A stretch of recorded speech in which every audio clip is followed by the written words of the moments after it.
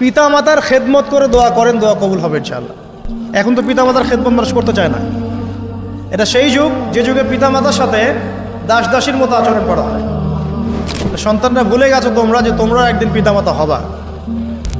আমরাও কিন্তু একদিন পিতামাতা হব। যারা বিয়ে শাদী করেছে, সন্তান সন্ততি হয়েছে, তারা জানে এই যে প্রসব বেদনার একটা সেকেন্ড, 1 সেকেন্ড বা 1 মিনিট প্রসব যে বেদনা মায়ের হয়, এর ঋণ আমরা সারা জীবনে শোধ করতে পারবো না। পারবেন?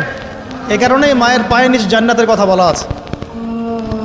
মাদের সম্মান আল্লাহর কাছে অনেক বেশি, মেয়েদের সম্মান অনেক বেশি। এই নারীবাদী ফ্যামিলিস্টরা যা বুঝিয়েছে, ইসলাম এমন নয়। তো ইসলাম এমন নয়। ইসলামে মেয়ের মর্যাদা সবচেয়ে উপরে।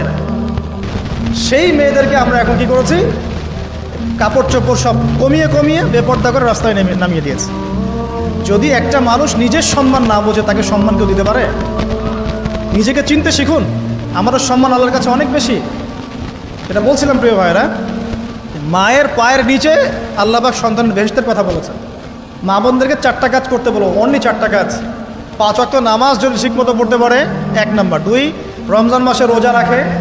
3 নাম্বার, পর্দা ঠিকঠাক মতো করে। আর 4 নাম্বার, স্বামীর আনুগত্য করে।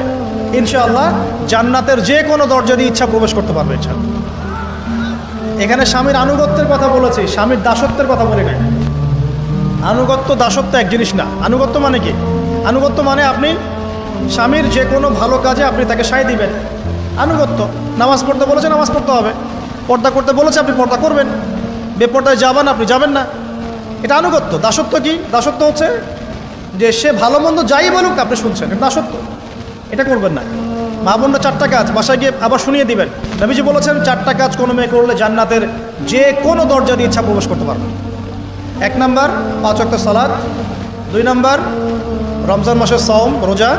3 নাম্বার, পর্দা ঠিকঠাক মতো করবে, লজ্জাস্থানের হেফাজত। এবং 4 নাম্বার, স্বামীর আনুগত্য করা। মায়ের খেদমত করে দোয়া করেন, দোয়া কবুল হবে ইনশাআল্লাহ। বাবার খেদমত করে দোয়া করেন, দোয়া কবুল হবে ইনশাআল্লাহ।